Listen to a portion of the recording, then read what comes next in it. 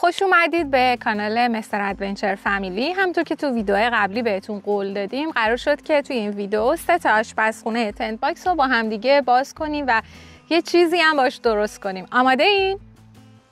برو بریم تو این فضای خوشگل. بله.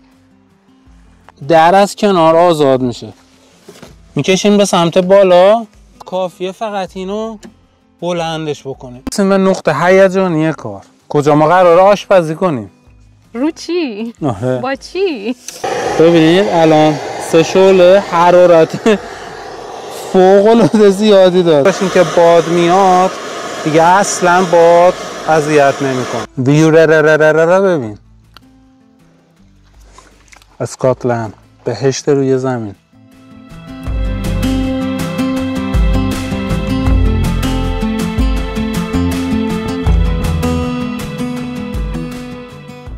خب بریم مرحله به مرحله. این به اصطلاح تنت باکس یه آشپزخونه سیاری زده که خیلی کوچیک و جمع و جوره.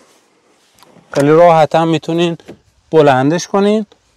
حتی یه دونه چرخ داره که میتونین هم یه ساعتی بکشینش. ببخشید برعکس گرفتمش. خیلی راحت حرکت میکنه.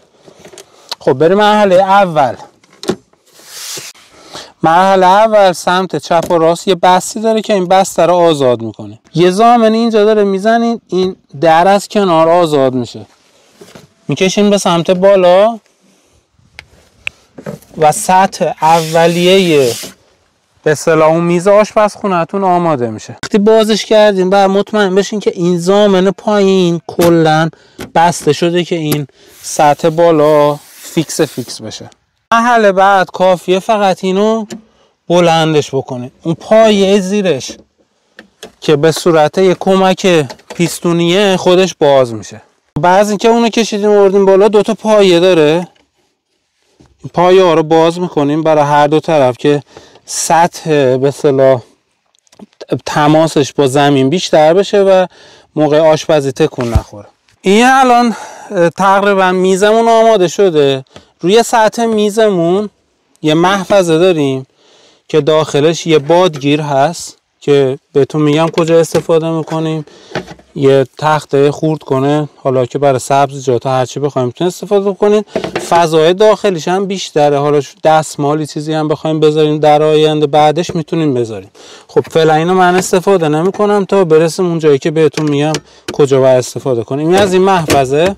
توی این محفظه یه میانی یه کیف داریم چون میخوایم بازش کنیم ببینیم داخل این کیف چی هست. ما فقط امروز از کارتون بازش کردیم. خب این چیه؟ آها این تو فیلمش هم بود. 2 تا از این بطری بهمون دادن که اینا برای نمک فلفل یا حالا هر ادویه دیگه که بخواین استفاده کنین میتونین استفاده کنین. یه بطریه برای روغن که میتونین روغن داخل 3 تا آشپزخونه‌تون داشته باشین. این چیه؟ این جالبه. چه خوشگله. این یک کیت قاشق چنگال. حتی قاشق چای خوری هم داره. چه قاشقای اون چنگال محکم خوبی هم هست. آره واقعا. پلاستیکا چون باد میاد میخوام باد نه. خیلی جالبه. این هم طراحی کردن که داخلش میاد قاشق و چنگال و با نظم و ترتیب یک جا بهش نشسته. اینم از این.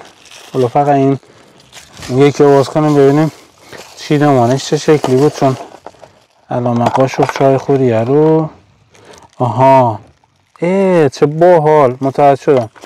قاشق میاد این وسط از این زیر میره.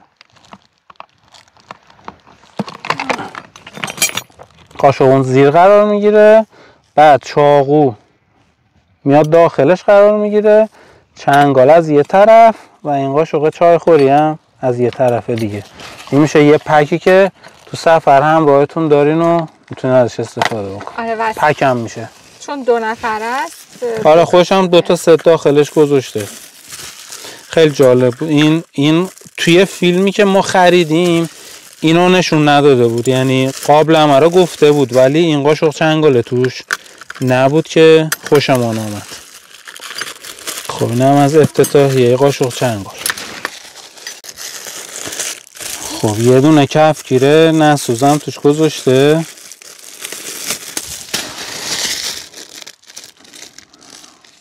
اینم از کفگیرش. یه ماهی تابه توش داره که دردارم هست. آشغالارم همه رو بریزم تو این.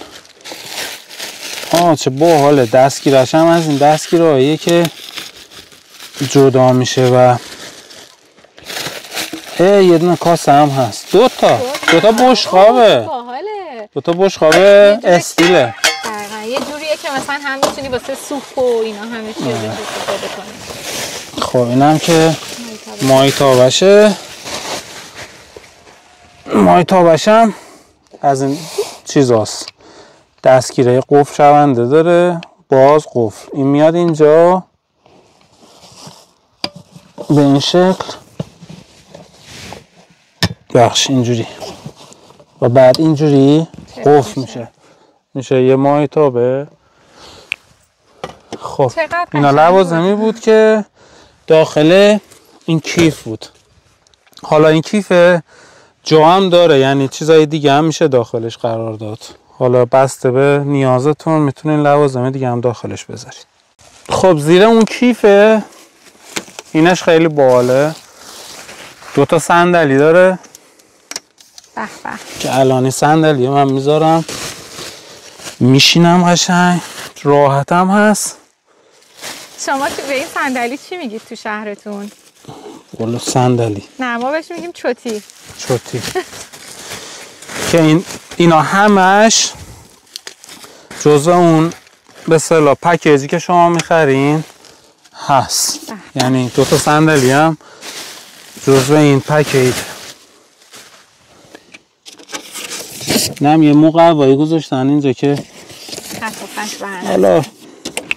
خط و خش بر نداره. اسم نقطه هیجانی کار کجا ما قراره آشپزی کنیم. رو چی؟ با چی؟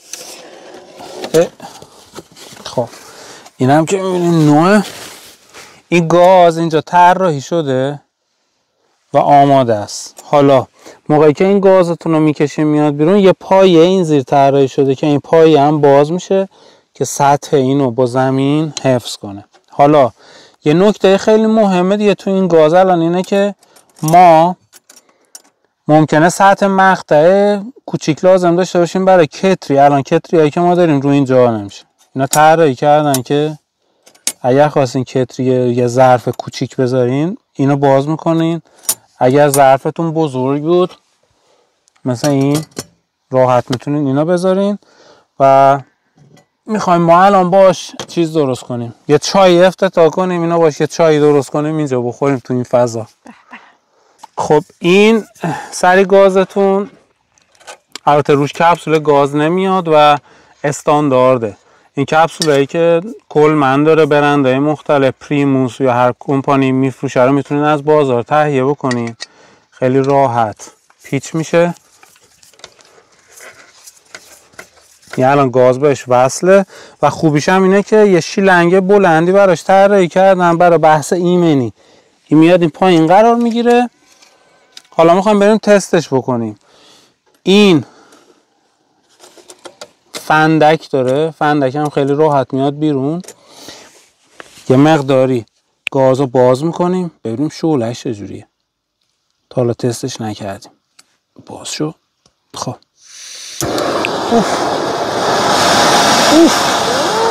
چه شعله خفنی داره. 3 تا شعله کناره. 3 شعله است. بده من از اینجا بگیرم. حالا اینجا یکم نور زیاده، هر وقتشو نمیتونین ببینین ولی بزن ببینم اینا بذارم روش. ببینید الان 3 شعله حرارت فوق العاده زیادی داره.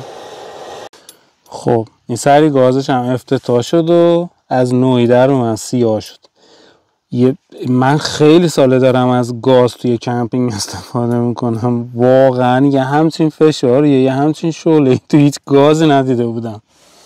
فوق العاده است. یعنی میتونم بهتون بگم دیگ میتونیم بذاریم بالا، خورشته نمیدونم یا آش رشته 20 نفره روش درست بکنیم، چون هم سطحش خیلی محکمه، همین که خیلی جالب درستش کردم، واقعا عالی بود. یعنی از این خریدمون واقعا خوشحالم.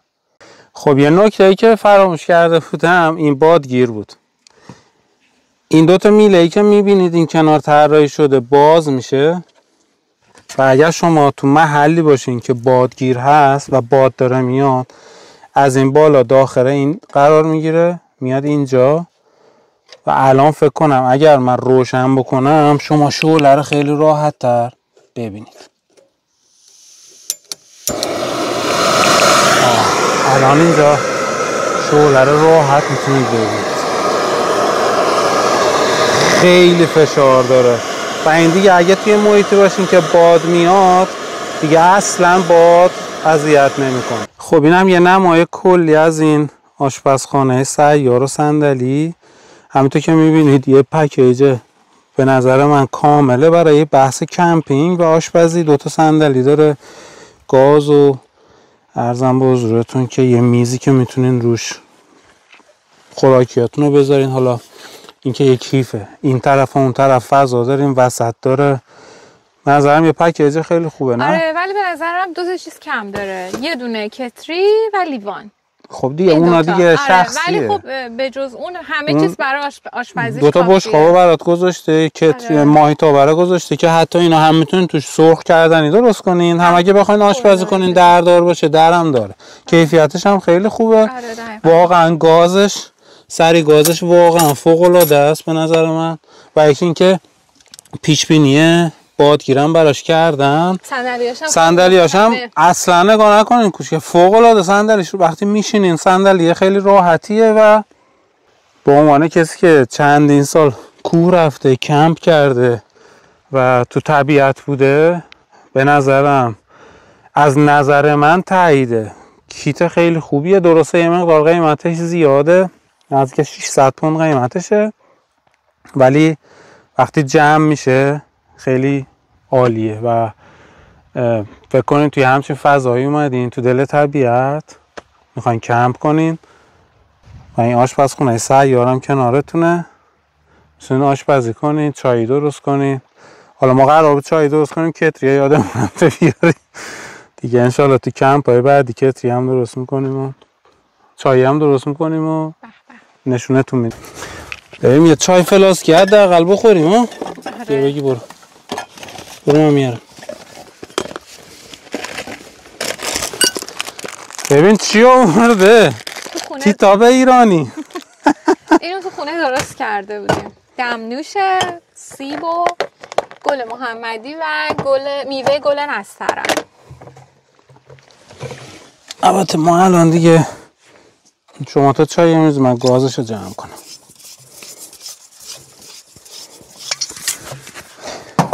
گازم هر موقع استفاده کردین بعد از اینکه بازش کردین یه باز رو بستش بکنین که گازی داخلش نمونده باشه. این هم که میاد این دور، دو تا میله هم که میاد این کنار، این هم جمع میشه خیلی راحت و میره داخل. الان از میزش استفاده میکنیم و چای میخوریم. های کم توش بود. پرش نکرده بودی؟ اوکی. اون دره چیه؟ خالیه؟ مرسی. بریم تیتاب ایرانی.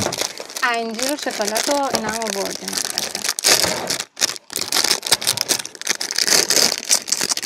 چقدر مدرسه رفتیم تو راه مدرسه تیتاب خورد. من تیتاب خیلی دوست ندارم. بیا.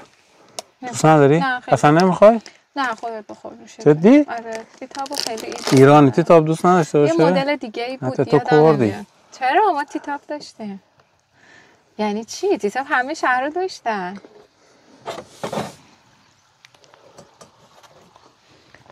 بابا چه دمنوشیه. نبات هم ریختم توش البته یکم. دم نوش. من انجیر دوست دارم. انجیر طبیعی بدون شکر. ویوررررررر ببین. اسکاتلند. بهشت روی زمین.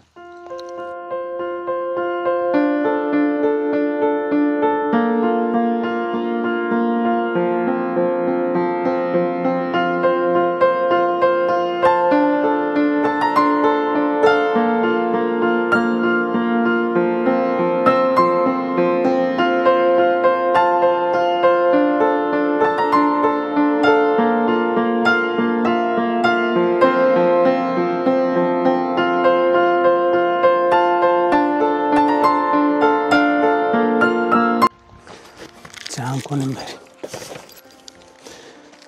جمع کردنش هم خیلی راحت.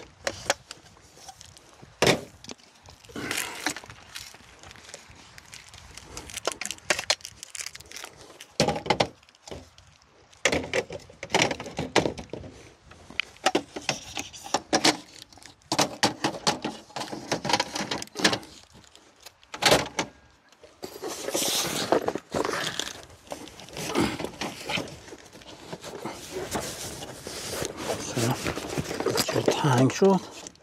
این نرفته بود پایین. خدا چه سوراخش تنگ شد.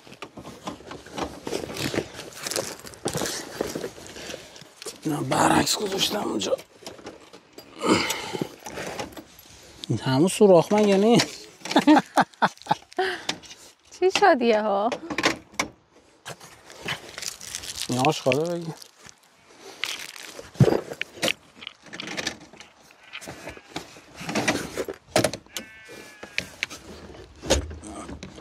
وسیله زدیم زیاد تو اینجا.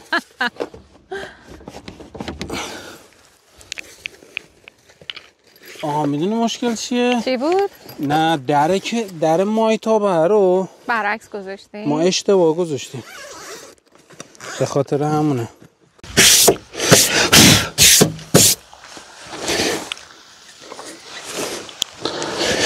ای روزگار. اومد اینجا.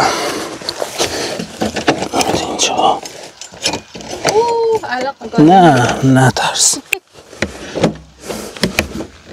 این میاد این بر، اینم میاد این بر. اینو میزنی، اینم از زیر میزنی. و سلام. چه آلین وان.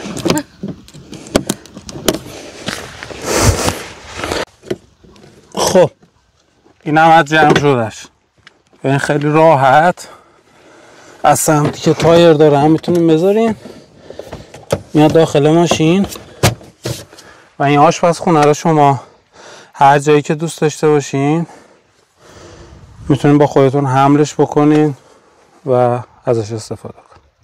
ممنون که تا پایان این ویدیو همراهمون بودید. دیگه این ویدیوهای نصب کردن روفتنت و سایبون و همش آشپزخونه تموم شد دیگه این سری. اگه وسایل دیگه ببینیم آره چی میگیریم. اگه هم دوست داشتید ویدیوهای قبلی رو برید توی کانالمون، توی کاتگوری کمپینگ همه رو گذاشتیم، میتونید اونجا برید و ببینیدشون. ممنون. این ویدیو رو لایک کنید، کانالمون هم سابسکرایب کنید، اون زنگوله رو هم بزنید، ویدیوهای قشنگ بعدیمون هم ببینید. زنگوله هست همش مهم‌تره، یادتون نره. بای بای.